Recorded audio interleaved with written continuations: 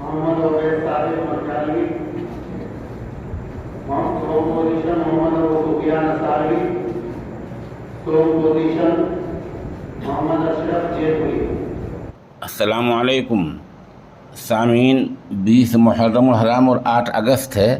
خبر کا عنوان ہے جامعہ فلاح دارین بلاسپور کا اہم پروگرام۔ مغربی یو پی کی عظیم دینی درسگاہ جامعہ فلاح دارین میں طلباء کی حوصلہ افزائی کے لیے ایک پروگرام منعقد ہوا، جس میں ان طلباء کو انعام سے نوازا گیا جنہوں نے رمضان المبارک سے پہلے ہوئے قرآن کریم اور سیرت پاک کے مسابقے میں حصہ لیا تھا اور اچھی کارکردگی کا مظاہرہ کیا تھا۔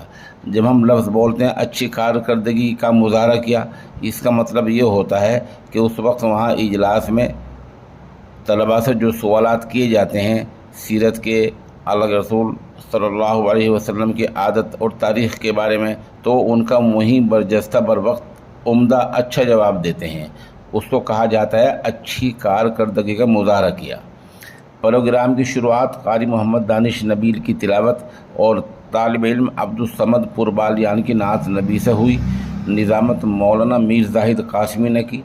اس موقع پر مہمان خصوصی مولانا رشید احمد ازہری ندوی ممبئی اور مولانا بشیر الحق قاسمی محتمم دارالعلوم کرناٹک نے طلباء کو نصیحت کی۔